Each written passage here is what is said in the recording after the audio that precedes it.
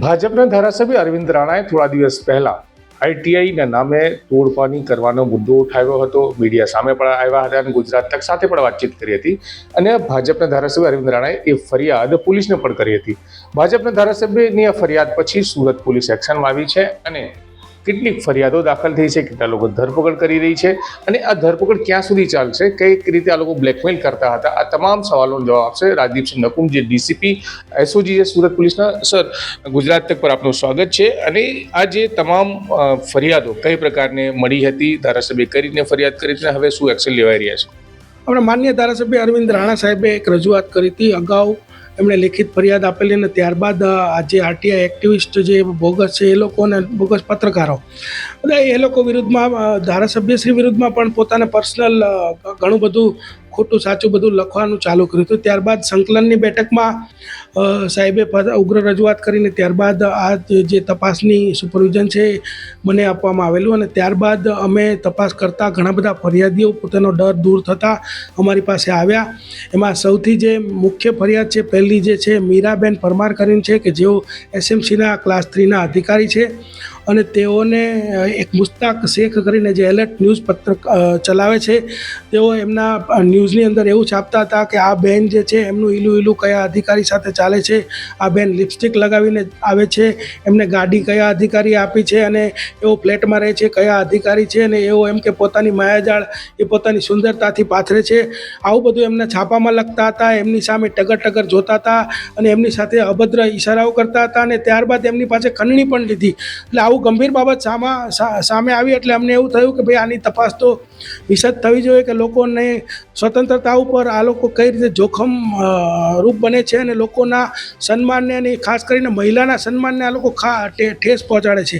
એટલે એમાં અમે તપાસ કરતાં અમને ઘણા બધા ફરિયાદીઓ મળી આવ્યા. ટોટલ 2 દિવસમાં અમારી પાસે 13 ફરિયાદો મળી છે. એમાંથી 3 ફરિયાદો 3 વ્યક્તિઓ વિરુદ્ધ મુસ્તાક હુસેન બેગ અને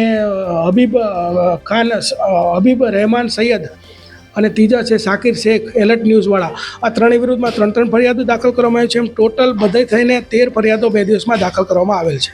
આ જે બીજા નામો છે સર, એ કયા પ્રકારના લોકો છે? જે રમેશ જાંગીડે, બીજા જે નામો છે એ લોકો પણ પોતે કંઈ ને કંઈ કોઈ આરટીઆઈ એક્ટિવિસ્ટ છે, કોઈ પોતે કોઈ ન્યૂઝ ચલાવે છે એવું બાના હેઠળ આરટીઆઈની અરજીઓ કરે છે, માહિતીઓ મેળવે છે અને ત્યારબાદ જે તે વ્યક્તિનો સંપર્ક કરીને એની પાસેથી પૈસા પડાવે છે.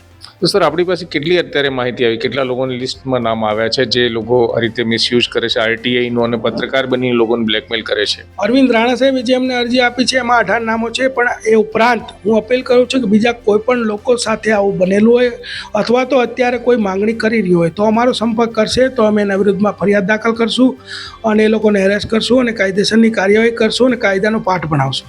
સર, કયા વિભાગના નામે આ તમામ લોકો બ્લેકમેલ કરતા હતા અને શું કહીને બ્લેકમેલ કરતા અને પૈસા કેવી રીતે પડાવતા હતા? અત્યારે જે અમારી સામે આવ્યું છે એસએમસી વિભાગ છે, એમાં એના નામે જે લોકો બિલ્ડરો હોય કે પોતે કોઈ પ્રોજેક્ટ ચલાવી રહ્યા હોય અથવા તો કોઈ વ્યક્તિ પોતાનું ઘર જે જૂનું હોય જર્જરિત હોય એને પાડીને નવું બનાવતા હોય અથવા તો કોઈ દુકાનો બનાવતા હોય તો આવા લોકોને નવા કન્સ્ટ્રક્શન સાઇટ ઉપર જઈ એના વિડીયો ઉતારી એના ફોટોગ્રાફ કરીને એમાં આરટીઆઈમાં જે માહિતી એસએમસીની માગી હોય એને બતાવીને એ લોકો એવા બ્લેકમેલ કરતા હતા કે ભાઈ તમારું આ પડાવી દઈશું, પેલું પડાવી દઈશું, તમને જીવન જીવવા નહીં દઈએ, એવું બધું. ને એક તો મામલો એવો પણ છે કે એક વ્યક્તિઓ તો 2,50,000 રૂપિયા છરી બતાવીને કઢાવી લીધા છે. તો આ બહુ ગંભીર બાબત છે. એટલે એના વિરુદ્ધમાં અત્યાર સુધી 13 ફરિયાદો દાખલ થઈ. મારું એવું અનુમાન છે કે 25થી વધારે ફરિયાદો હજી આવવાની શક્યતા છે. સર, જે ધારાસભ્ય 18 નામો આપ્યા છે એમાંથી 13 થઈ છે કે અલગ પણ લોકો આવ્યા છે? અત્યારે જે 13 ફરિયાદ થઈ છે એમાં ધારાસભ્યશ્રીએ નામ આપ્યા છે એમાંથી 7 વિરુદ્ધમાં થઈ છે ને એક જે છે યુસુફ પઠાણ કે જે નવસર્જન ટ્રસ્ટનો લેટરપેડનો ઉપયોગ કરીને આવી માહિતીઓ માગીને ખરણી ઉઘરાવે છે એના વિરુદ્ધમાં થઈ છે. એ નામ ધારાસભ્યશ્રીના નામની બહારનું નામ છે. સર, આમાં એક મહાનગરપાલિકામાં ક્લાસ 3 લેડી ઓફિસર છે, એના ભાઈને માહિતી કઈ રીતે આપી, શું વિગત છે? જે મુસ્તાક બેગ નામનો આરોપી પકડાયેલ છે એના બેન છે રૂબીના બેન બેગ કે જેઓ અંદર એસએમસીની અંદર જે નકશાઓને છે એને ફોટા પાડીને આને મોકલતા હતા અને ત્યારબાદ તેઓ અધિકારીઓ માહિતી માગતા હતા અને પછીથી લોકોનો તોડ કરતા હતા. એટલે એમનું પણ તપાસમાં જો નીકળશે તો એમની પણ ધરપકડ થશે. સર, કેટલું ગંભીર મામલો છે, કારણ કે એસએમસી અધિકારી છે અને જે લોકો પ્લાન પાસ કરાવતા હોય પ્રોજેક્ટ ઘરના, તો એમને જે નકશા આપી દે તો કેટલું ગંભીર બાબત કહેવાય? ખૂબ જ ગંભીર બાબત કહેવાય, કારણ કે કોઈ પણ વ્યક્તિ સરકારી નોકરી જ્યારે કરતો હોય તો તેના જે સગા સંબંધીઓ હોય એ કોઈ પણ ગુનાહિત કૃત્યમાં સામેલ ન થાય કે કોઈ ગુનાહિત કૃત્ય ન કરે એ જોવાની એમની જવાબદારી છે. અને જો ગુનાહિત કૃત્ય કરતા હોય તો એમની સાથે એમને અંતર રાખવું જોઈએ. તો આ ખૂબ જ ભૂલ ભરેલી બાબત છે કે તેઓ આવી રીતે મેળાપીપળું કરતા હતા, અને જે કરતા હશે તો એ ભોગવશે, એમાં કોઈ બીજો મુદ્દો નથી. એ પણ આરોપી બની શકે આમાં? 100% બની શકશે. એમના વિરુદ્ધમાં પુરાવો મળશે, આ નિવેદનો મળશે એટલે 100% બનશે.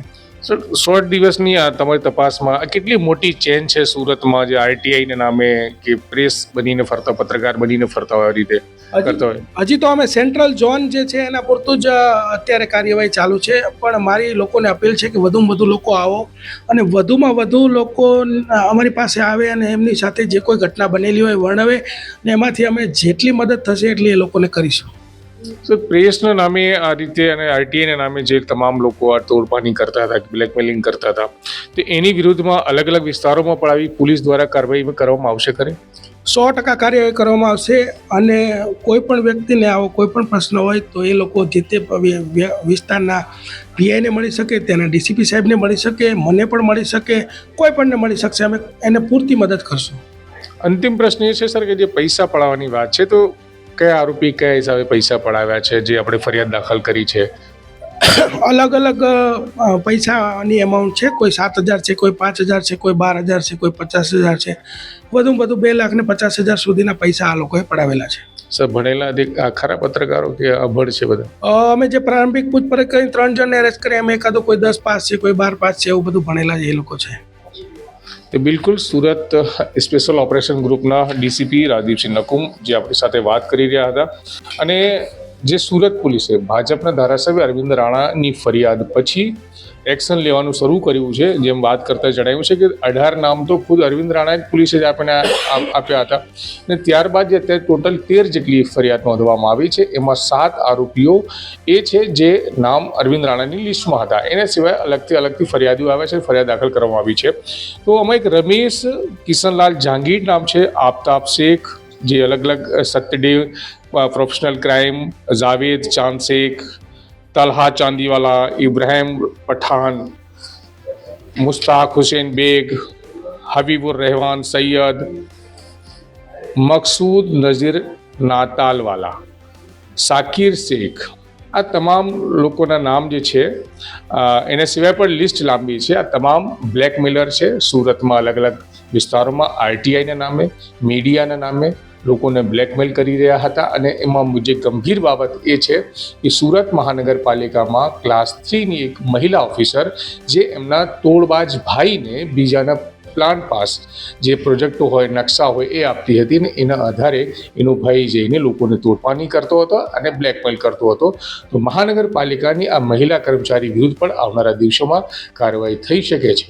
સંજય સિંહ રાઠોડ, ગુજરાત તક, સુરત.